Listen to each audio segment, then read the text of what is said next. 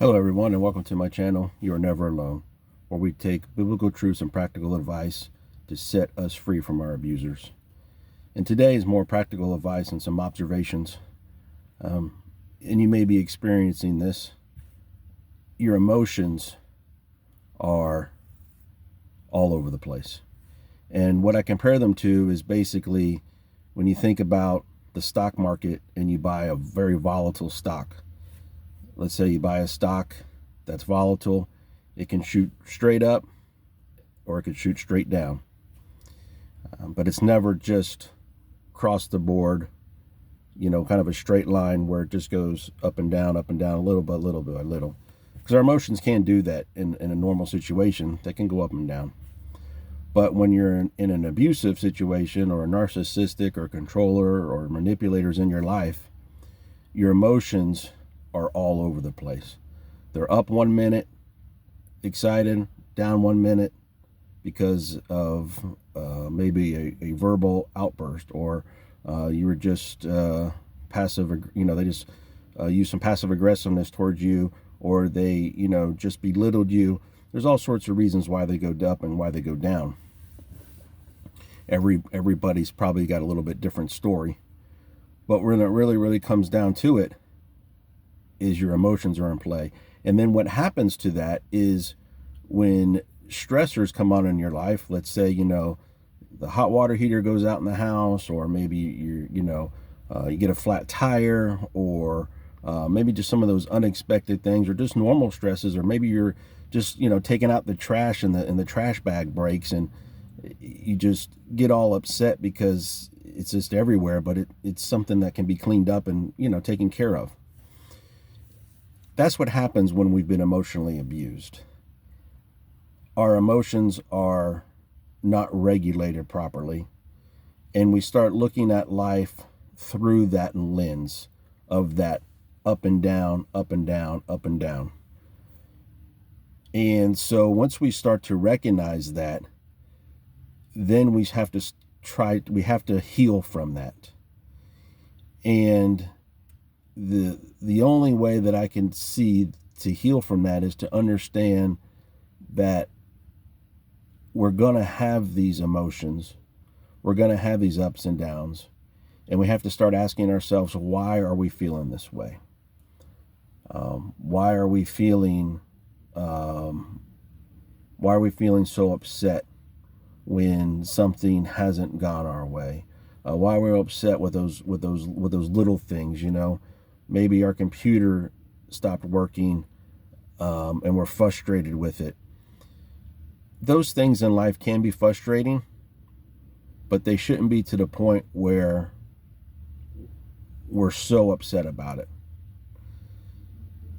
And so we have to start to understand that we've got to get our emotions here. Not here, here.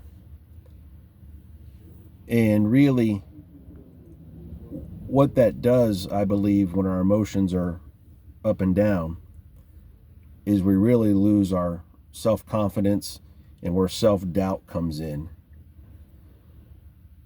Because when we're doing something, let's say we're doing something new that we want to try, that we've never tried, a lot of self-doubt can come in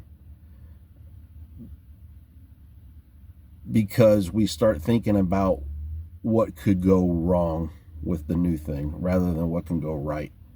And that's where the self-doubt comes in. And that's when a lot of times when you're in an abusive situation, abusive relationship, you don't want to do those new things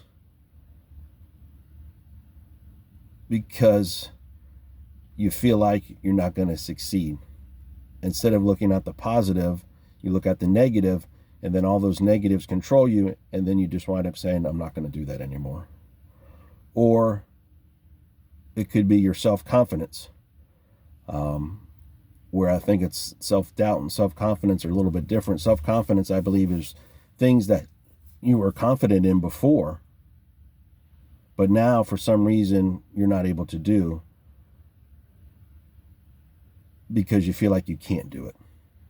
Even though you've done it maybe hundreds of times before, maybe it's something at work that before you could just get through like that, and now you're not able to get through it like that because you start bringing all that self-doubt in to something that you had confidence in before. Now your self-confidence is shot. So it's really a lot about controlling those emotions of self-doubt, controlling those emotions of not having the self-confidence.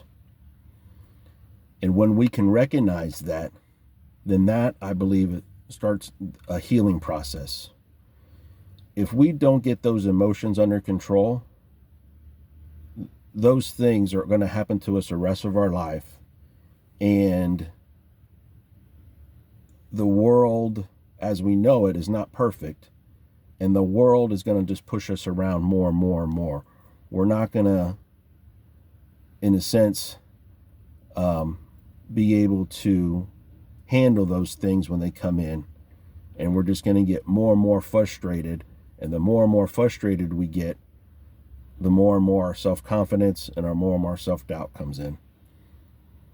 So really, the only way I can see getting those emotions under is you have to leave that abusive person. You have to get away from them. Because once you get away from them, then you're not on this up and down stock market volatile ride anymore, if you will, with your emotions.